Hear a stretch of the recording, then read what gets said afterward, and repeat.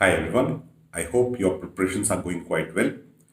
जैसा कि आप लोग जानते हैं कि अभी हम लोगों ने एक सीरीज स्टार्ट किया है for class 12th board examination. और इस सीरीज में हम लोग क्या कर रहे हैं कि एनसीईआरटी के जो चैप्टर्स हैं उन चैप्टर्स को हम लोग क्लासिफाई कर रहे हैं। नंबर वन हो गया आपका units and dimensions, number two हो गया आपका डेरिवेशंस। फिर अगर वहाँ पे कुछ ग्राफ्स हैं, इंपॉर्टेंट ग्राफ्स हैं, वो आइडेंटिफाई कर रहे हैं। ठीक है। फिर हम लोग आइडेंटिफाई कर रहे हैं सॉल्व एग्जाम्पल्स कौन कौन से को देखने हैं, एक्सरसाइज में कौन कौन से क्वेश्चन लिखने हैं। और सबसे ज़्यादा इंपॉर्टेंट चीज़ कि इन टेक्स्ट क्वेश्चन, ऐसे क्वेश्चन जो मतलब टेक्स्ट बुक में डायरेक्ट नहीं है, ठीक है, बट जो थ्योरी है उस पर बेस्ड क्वेश्चन, कैसे कैसे क्वेश्चन पूछे जाते हैं वो क्वेश्चन भी हम लोग डिस्कस कर रहे हैं। ठीक है। तो इस सीरीज में हम लोग ऑलरेडी 2 चैप्टर देख चुके हैं। आज हम लोग देखेंगे मूविंग चार्जेस एंड मैग्नेटिज्म। ठीक है। तो मूविंग चार्जेस एंड मैग्नेटिज्म में नंबर वन, अब जैसे अगर आप लोगों ने मेरा पहले 2 वीडियोस अगर देखे हैं तो आपको पता है कि हम लोगों को क्या क्या करना है। जैसे नंबर वन हो गया हम लोग का यूनिट्स एंड डायमेंशंस, मतलब अगर चैप्टर में जितने भी फिजिकल क्वांटिटीज है उनके यूनिट्स एंड डायमेंशंस हमको देखने हैं। ठीक है। ये आपके 1 मार्क के क्वेश्चन के लिए आ सकता है।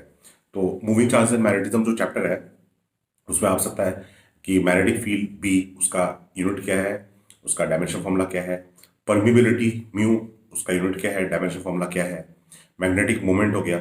ठीक है। फिर गायरोमैग्नेटिक रेशियो हो गया। फिर करंट सेंसिटिविटी हो गया।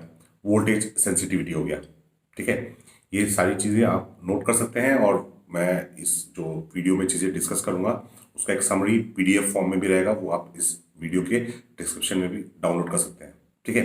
बट कुछ चीज़ें जो है मैं उसको मैं एलेबोरेट करूंगा, वो मैं वीडियो में बता रहा हूँ। और वीडियो ज़्यादा लंबा नहीं होगा, 10 to 12 मिनट्स का वीडियो होगा, सो आपका टाइम भी ज़्यादा नहीं आएगा। ठीक है। अच्छा, अब यूनिट्स एंड डायमेंशन के बाद हो गया लिस्ट ऑफ डेरिवेशंस। ठीक है। तो नंबर वन डेरिवेशन जो आपको पढ़ना है वो हो गया मैग्नेटिक फोर्स बने करंट कैरिंग कंडक्टर। ठीक है। जो F equal to I cross B. ठीक है। तो ये फोर्स का एक्सप्रेशन हो गया, ये आपका पेज नंबर 135 और 136 एनसीईआरटी में दिया हुआ है। अच्छा, नेक्स्ट टॉपिक हो गया circular motion of charge particle in transverse magnetic field. तो वहां पे आपको expression for radius, expression for time period और एक्सप्रेशन फॉर एंगुलर फ्रीक्वेंसी, ये 3 चीजें आपको पता होनी चाहिए। ठीक है। उसके बाद आ गया अगर charge particle transverse magnetic field में नहीं घूम रहा है but at some angle to the magnetic field जा रहा है। ठीक है। मैग्नेटिक फील्ड ऐसे है और एट सम एंगल जा रहा है, तो उसका चार्ज पार्टिकल का जो पाथ है वो हेलिकल मोशन होता है। तो वो क्वेश्चन में आ सकता है कि helical motion of charge particle में आपको पिच का एक्सप्रेशन निकालना है, पिच कितना होता है और टाइम पीरियड कितना है। ठीक है। तो ये 2 चीज़ें पूछ सकते हैं। नेक्स्ट आ गया magnetic field on the axis of circular current loop. ठीक है। सर्कुलर करंट लूप है और उसके एक्सिस में मैग्नेटिक फील्ड का एक्सप्रेशन कितना होगा वो निकालना है। ठीक है। अच्छा, उसके बाद आ गया magnetic field due to straight wire. Straight wire है, ये बायोट सेवर्स लॉ के 2 एप्लीकेशन है। Straight wire of finite length और एट सम डिस्टेंस आपको मैग्नेटिक फील्ड निकालना है अगर स्ट्रेट वायर में करंट फ्लो कर रहा है। ठीक है। उसके बाद एक टॉपिक है, this is forces between parallel current carrying conductor. मतलब अगर 2 पैरेलल वायर हैं, वेरी लॉन्ग वायर बोला मतलब वायर ऑफ इनफाइनाइट लेंथ। ठीक है। तो अगर लॉन्ग वायर बोला है मतलब इनफाइनाइट लेंथ। तो अगर लॉन्ग वायर्स हैं, पैरेलल हैं, तो उनके बीच में जो फोर्स का एक्सप्रेशन कितना होगा, दोनों में करंट फ्लो कर रहा है। ठीक है। फोर्स का एक्सप्रेशन कितना होगा and from the expression for force how to define 1 ampere. ये क्वेश्चन अगर आता है तो ये क्वेश्चन नॉर्मली मेरे हिसाब से 5 मार्क्स का आ सकता है, पहले आ चुका है बट ये इंपॉर्टेंट क्वेश्चन है। ठीक है। फिर आगे आपका torque on current loop place in uniform magnetic field tau is equal to M cross B. ठीक है। ये जो टॉपिक्स है कौन कौन से पेज में पढ़ना है वो भी आप लोगों को मैंने यहाँ पे लिखा हुआ है, पीडीएफ में आप लोग डाउनलोड कर लीजिएगा, देख लीजिएगा वो। ठीक है। अच्छा, उसके बाद आपका आ गया मूविंग कॉइल गैल्वेनोमीटर। टॉर्क का एक्सप्रेशन जो आप निकालेंगे उसके बाद इमीडिएटली आप ये टॉपिक पढ़ लीजिए, moving coil galvanometer. Text book में थोड़ा बाद में है, मतलब टॉर्क का एक्सप्रेशन आपका पेज नंबर 157 में है और जो मूविंग कॉइल गैल्वेनोमीटर टॉपिक है वो पेज नंबर 163 में है। तो बीच में दूसरे टॉपिक भी है बट ये दोनों टॉपिक रिलेटेड है। ठीक है। तो आप एक साथ पढ़ लीजिए मूविंग कॉइल गैल्वेनोमीटर। अब मूविंग कॉइल गैल्वेनोमीटर में आपको क्या करना है, पढ़ना है। एक हो गया नंबर वन प्रिंसिपल, फिर हो गया कंस्ट्रक्शन, फिर हो गया वर्किंग। ठीक है। वर्किंग के बाद आपको पढ़ना है करंट सेंसिटिविटी क्या होता है और वोल्टेज सेंसिटिविटी क्या होता है। फिर आ गया आपका topic of current loop as magnetic dipole. ठीक है। तो वहाँ पे मैग्नेटिक मोमेंट क्या होता है, फिर उसके बेसिस पे उसको आप इलेक्ट्रिक फील्ड के एक्सप्रेशन के साथ कैसे क्या मतलब कंपेयर कर सकते हैं, वो सारी चीज़ें आपको दिया हुआ है, वो एक बार आप देख लीजिएगा। फिर आ गया magnetic dipole moment of revolving electron. तो तो ये भी एक इंपॉर्टेंट टॉपिक है। यहाँ पे आपको फिर गायरोमैग्नेटिक रेशियो का एक्सप्रेशन, ठीक है, फिर वहाँ पे बोर मैग्नेटॉन का वैल्यू कितना होता है, वो सारी चीज़ें आपको कैलकुलेट करने के लिए आ सकता है, ठीक है। तो ये हो गया आपके स्टैंडर्ड डेरिवेशंस, 9 डेरिवेशंस हैं, ठीक है। अच्छा, इसके एडिशनली यहाँ पे लॉ 2 हैं। एक हो गया बायर्ड-सेवर्स लॉ, ठीक है। तो बायर्ड-सेवर्स लॉ में आपको डायग्राम ड्रॉ करना है और आपको एक्सप्रेशन फॉर द लॉ लिखना है। फिर बायर्ड एक और टॉपिक है Biot Savart's law comparison with Coulomb's law, ठीक है। वो भी एक टॉपिक है, वो भी एनसीईआरटी में दिया हुआ है। बायर्ड-सेवर्स लॉ के नीचे ही ये चीज़ दिया हुआ है, comparison between Biot Savart's law and Coulomb's law, तो ये आपको पढ़ना है। फिर उसी के बाद पेज नंबर 144 में एक रिलेशन दिया हुआ है, जैसे speed of light in free space c is equal to 1/√μ0 ε0। तो ये आपको प्रूफ करने के लिए भी आ सकता है, वहाँ पे प्रूफ एनसीईआरटी में दिया हुआ है पेज नंबर 144 में। Relation between velocity of light in vacuum and permittivity और परमेबिलिटी ऑफ फ्री स्पेस, इनके बीच में जो रिलेशन है, ठीक है।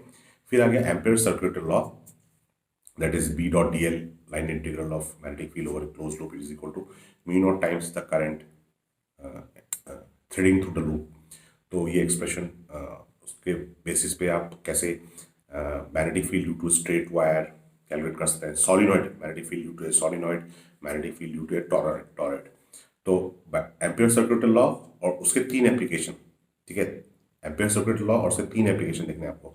एप्लीकेशन नंबर 1 हो गया magnetic field due to a straight long wire, number 2 हो गया magnetic field due to a solenoid, number 3 हो गया magnetic field due to a toroid, ठीक है।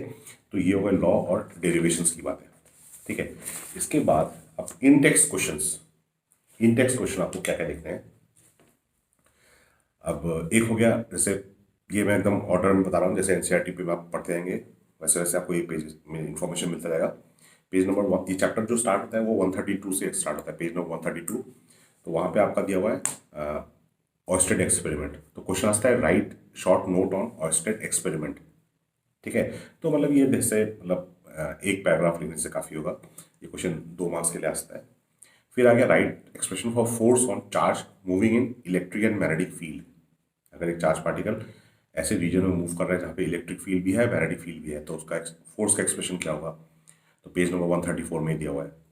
फिर बेस्ड ऑन, तो वहाँ पे मैग्नेटिक लॉरेंस फोर्स का एक्सप्रेशन आएगा, वहाँ से हम लोग 1 टेस्ला को डिफाइन कर सकते हैं, ठीक है। F is equal to Q V cross B, उस एक्सप्रेशन से हम लोग 1 टेस्ला को डिफाइन कर सकते हैं। तो ये पेज नंबर 135 में दिया हुआ है। फिर हो गया derive an expression for force on current carrying conductor placed in uniform magnetic field. ये डेरिवेशन स्टैंडर्ड डेरिवेशन है, पेज नंबर 135 136। डेरिवेशन की लिस्ट में भी मैंने बताया था। अब ये क्वेश्चन नंबर 4 जो मैंने भी बोला, derive an expression for force on current carrying conductor. अब इस क्वेश्चन को करने के साथ साथ आप एग्जाम्पल 4.1 और एक्सरसाइज में 2 क्वेश्चन है 4.4 और 4.5, ये मैंने यहाँ लिखा हुआ है, आपको पीडीएफ में मिल जाएगा, चिंता करने की जरूरत नहीं है। बट ये डेरिवेशन प्रैक्टिस करते हैं तो ये एग्जाम्पल और ये एक्सरसाइज भी कर लीजिए, क्योंकि उसी फॉर्मूले पे बेस्ड है, ठीक है। अच्छा, फिर हो गया discuss circular motion of charge in transverse uniform magnetic field, obtain an expression for radius time period angular frequency. तो ये तो स्टैंडर्ड डेरिवेशन में भी आप लोग प्रैक्टिस करेंगे, ठीक है। फिर वहाँ पे एक चीज़ पूछते हैं, show that time period and angular frequency is independent of velocity, velocity के ऊपर डिपेंड नहीं करता है, ठीक है। तो वो आपको पेज नंबर 138 में दिया हुआ है। वो जो डिराइव जो रिजल्ट है उसी से पता चलता है कि वो वेलोसिटी के ऊपर डिपेंड नहीं करता है। T equal to twice pi m by Q भी आता है, वो एक कांस्टेंट है, ठीक है। फिर हो गया व्हाट इज ऑरोरा बोरियलिस। अब ये आपका वो ब्लू पार्ट में दिया हुआ है कि नॉर्दर्न लाइट्स में जो स्काई में जो आपको ग्रीन कलर नजर आता है, तो उसको ऑरोरा बोरियलिस बोलते हैं, ठीक है। Page number 139। अब ये देखिए, ये ब्लू पार्ट में है, तो नॉर्मली कई लोग सोचते हैं कि सिलेबस में नहीं है, बट ये क्वेश्चन पूछा जा चुका है, एटलीस्ट कुछ स्टेट बोर्ड में तो आ चुका है ये, ठीक है। Discuss the working of velocity selector. अब साइक्लोट्रॉन इस बार सिलेबस में रिमूव कर दिया है, तो उसका मतलब साइक्लोट्रॉन के जस्ट पहले ये टॉपिक है वेलोसिटी सिलेक्टर, पेज नंबर 140। तो ये क्वेश्चन पूछे जाते हैं इसके ऊपर, discuss the working of velocity selector. फिर give one application of velocity selector, तो वहाँ पे पेज नंबर 140 में दिया हुआ ये चीज़। फिर state and explain Biot Savart's law, तो वो तो आप लिखेंगे।